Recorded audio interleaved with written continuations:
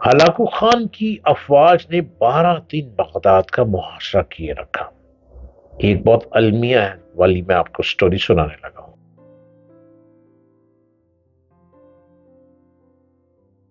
آپ کو پوری ہسٹری بھی بتاتا ہوں، آپ کو موٹیویٹ بھی کرتا ہوں، اور آپ کو راستے بھی سکھاتا ہوں، بتاتا ہوں۔ کچھ تو کر لو، عمر بہت لمبی ہے، ابھی وقت ہے، کچھ کرنے کی کوشش کرتے چلے جائیں۔ آپ دیکھ رہے ہیں یوٹیوب چینل ڈاکٹر جلیل اسلم آفیشل، اور میں آپ کے ساتھ نئے نئے پروگرام لیے آتا جاتا رہتا ہوں۔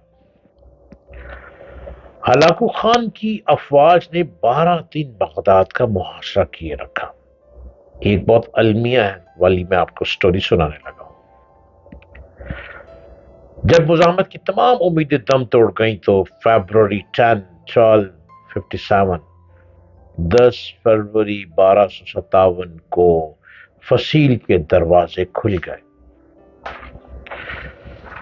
37 میں عباسی خلیفہ مستعصم باللہ اپنے وزراء اور عمرہ کے ہمراہ مرکزی دروازے سے برآمد ہوئے اور ہلاکو خان کو سامنے ہتھیار ڈال دیے۔ اس کے سامنے ہلاکو نے وہی کیا جو اس کے دادا چنگیز خان پچھلی نصف صدی سے کرتے چلے آئے تھے۔ اس نے خلیفہ کے علاوہ تمام اشرافیہ کو وہی تلوار کے گھاٹ اتار دیا اور منگول دستے ام البلاد بغداد میں داخل ہو گئے۔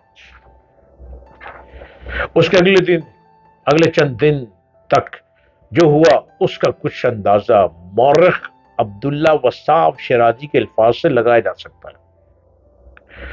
وہ شہر میں بھوکے گدھوں کی طرح پھر گئے، جس طرح جیسے غضبناک بھیڑیے بھیڑیوں میں ہلہ بول دیتے ہیں۔ بستر اور تکیے چاقوؤں سے پھاڑ دیے گئے، حرم کی عورتیں گلیوں میں گھسیٹی گئیں اور ان میں سے ہر ایک تاتاریوں کا کھلونا بن کر رہ گئی۔ دریائے دجلہ کے دونوں کناروں پر آباد بغداد الف لیلہ کی شہزاد کا شہر، خلیفہ ہارون رشید اور مامون کے قائم کردہ دارالترجمے کا شہر تھا۔ یہ وہ شہر تھا جہاں ترجموں کی کتاب میں تول کر سونا بطور معاوضہ دیا جاتا تھا۔ یہ دلکشاں مسجدوں، وسیع کتب خانوں، عالیشان محلات، سرسبز باغات، لبالب بازاروں، علم افروز مدرسوں اور پرتعیش حماموں کا شہر تھا۔ اس بات کا درست تخمینہ لگانا مشکل ہے کہ کتنے لوگ اس قتل عام کا شکار ہوئے۔ مورخین کا اندازہ ہے کہ 10 لاکھ لوگ تلوار، تیر یا بھالے کے گھاٹ اتار دیے گئے۔ تاریخ کی کتابوں میں لکھا ہے کہ بغداد کی گلیاں لاشوں سے اٹی پڑی تھیں۔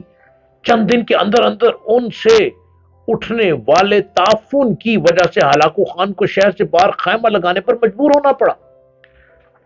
اسی دوران جب عظیم الشان شاہی محل کو آگ لگائی گئی تو اس میں استعمال ہونے والے آبنوس اور سندل کی قیمتی لکڑی کی خوشبو آس پاس کے علاقے کی فضاؤں میں پھیلی بدبو میں بدل گئی۔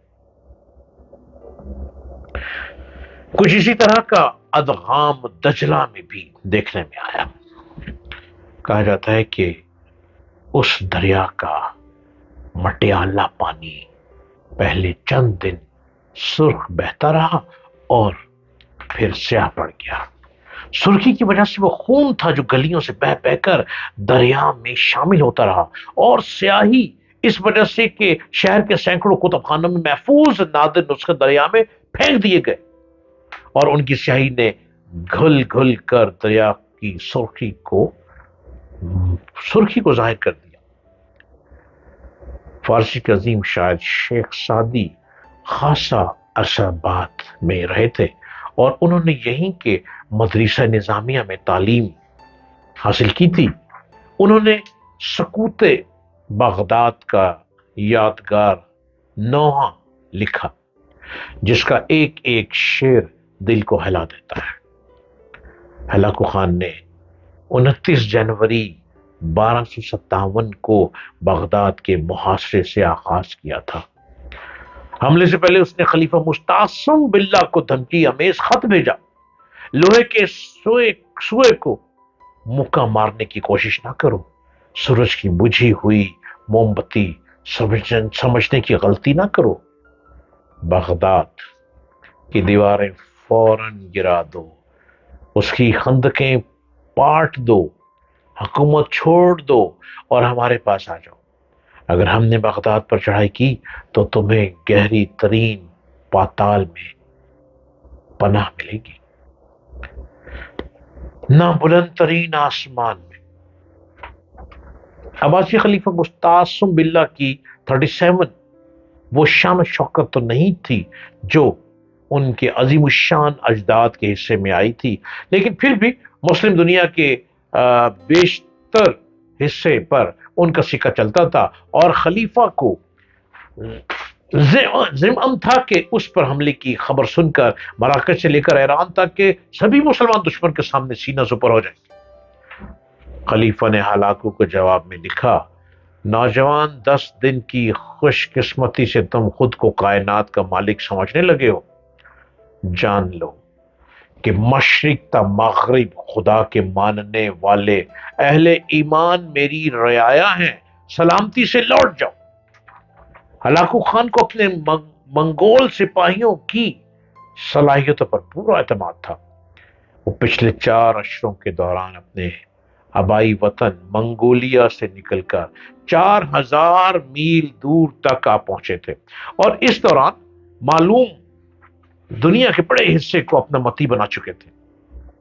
बगदाद पर हमले की तैयारियों के दौरान न सिर्फ हलाकू खान के भाई मंगूकान ने ताजा दम दस्ते भिजवाए, बल्कि आर्मीनिया और जॉर्जिया से खासी तादाद में मसीह फौजी भी आन मिले थे, जो मुसलमानों से सलीबी जंगों में यूरोप की शिकस्त का बदला लेने के लिए बेताब थे।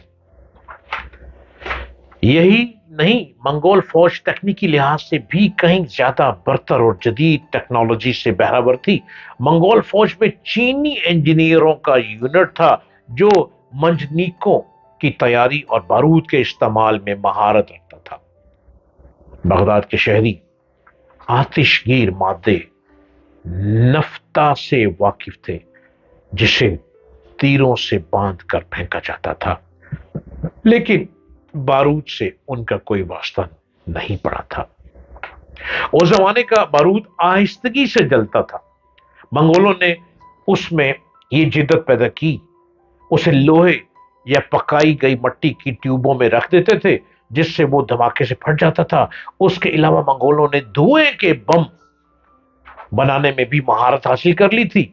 उनकी मंजनीकों ने शहर पर आतिशी बारिश बरसाना शुरू कर दी। यही नहीं, मंगोलों ने फसील के नीचे बारूद लगाकर उसे भी जगह जगह से तोड़ना शुरू कर दिया था।